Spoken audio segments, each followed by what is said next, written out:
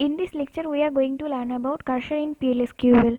So first, we have to learn about what is cursor. A cursor is used to process individual row returned by database system for a query. It holds the row returned by SQL statement. Cursor is defined as work area where SQL statement executed. Means if you have remember in PLSQL statement like select role into a particular variable in a table, so basically we are selecting only one row and putting it into one variable. But when you want to select multiple rows in a table, not just one row, that is when we require cursor.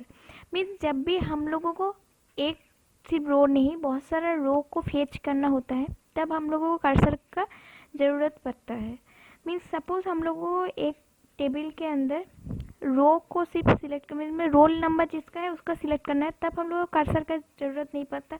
फिर हम लोगों को बहुत सारा अगर मतलब variable या फिर बहुत सारे एट्रीब्यूट्स में हम लोग कुछ भी वेरिएबल को सिलेक्ट कर रहे हैं, एक से ज़्यादा वेरिएबल को जब हम लोग सिलेक्ट कर रहे हैं तब हम लोगों को कर्सर का ज़रूरत पड़ता है. अब cursor are two types, one is implicit, second is explicit. तो इम्प्लिसिट कर्सर क्या होता है? इम्प्लिसिट कर्सर ऑटोमेटिकली ओरेकल में रहता है, इसको हम लोगों को डिफाइन करने का ज़रूरत नहीं पड़ता. It is associated with DML statement. It is predefined cursor called as SQL cursor generated by Oracle. तो ये डीबीएमएस में या फिर ओरेकल में रहता है पहले से, इसको हम लोगों को जनरेट नहीं करना पड़ता. एक्सप्लिसिट कर्सर जो होता है वो यूज़र डिफाइन होता है, मीन्स इसको हम लोग को सिलेक्ट मतलब जनरेट करना पड़ता है. इसके बाद क्या है? It is associated with select statement that returns more than one row. तो एक्सप्लिसिट कर्सर में हम लोग सिलेक्ट स्टेटमेंट को लिखते हैं जो एक से ज़्यादा रो को सिलेक्ट करता है. और क्या करते हैं? ये इसको डिक्लेरेशन सेक्शन में डिक्लेयर करना पड़ता है और ये यूज़ कहाँ पे होता है? एग्जीक्यूशन सेक्शन पे. तो मेनली हम लोग जो काम करेंगे वो हम लोग एक्सप्लिसिट कर्सर पे ही करेंगे. तो एक्सप्लिसिट कर्सर में कुछ कमांड हम लोग यूज़ करते हैं जो कि है open, fetch, close and declare. ये सारा कमांड हम लोग यहाँ पे एक्सप्लिसिट कर्सर में यूज़ करते हैं. तो पहले तो हम लोग को आप समझना पड़ेगा कि एक्सप्लिसिट कर्सर जो रहता है उसका सिंटैक्स कैसे रहता है. तो उसका सिंटैक्स कुछ इस तरह से रहता है. पहले क्या है? Cursor C1 is select statement.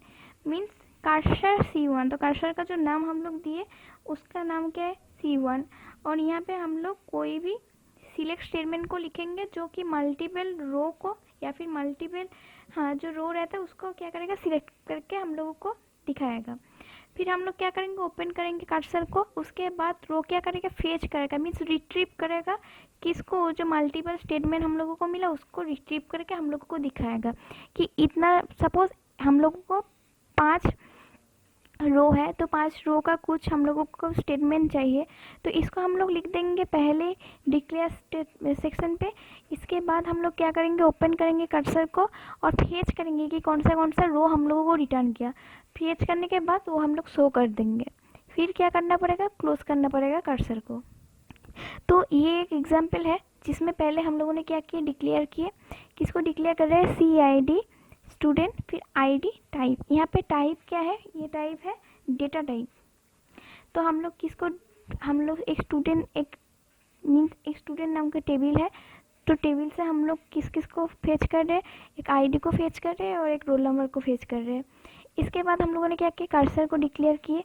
इसके हम लोग कैसे लिखते हैं कर्सर को? Cursor C1 is. इसके बाद हम लोगों को क्या क्या लेना है, मतलब फेच करना है? ID को देखना है और रोल नंबर को देखना है. किससे? स्टूडेंट टेबल से.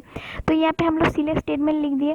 Select ID roll number from student. देखो ये यहाँ से यहाँ तक है क्या? सिलेक्ट हम लोग को डिक्लेयर किए जो पार्ट वो है कर्सर C1. यहाँ पे हम लोग कर्सर को डिक्लेयर कर लिए और इसके अंदर सिलेक्ट स्टेटमेंट को लिख दिया. अब बिगिन किए. फिर क्या करना पड़ता है? फिर हम लोग को ओपन करना पड़ता है. हम लोग को पता है पहले हम लोग क्या करेंगे? डिक्लेयर करेंगे, फिर ओपन करेंगे, फिर फेच करेंगे, फिर क्लोज करेंगे. देखो डिक्लेयर तो हो गया, ओपन भी कर लिया. अब फेच करना है. फेच क्या करना है? जो स्टूडेंट है उसका ID और रोल नंबर को हम लोगों को फेच करना है. कहाँ से फेच करना है? स्टूडेंट से. स्टूडेंट का जो टेबल है वहाँ से फेच करना है. अगर कोई भी रोल नंबर ID फाइंड नहीं होता तो क्या करेगा? कर्सर यहाँ पे ये मैसेज शो करवा देगा कि कोई भी ID रोल नंबर नहीं है, नॉट फाउंड. तो ये मैसेज हम लोग को शो कर देगा. और अगर ID रोल नंबर एग्जिस्ट करता है तो यहाँ पे क्या शो करेगा?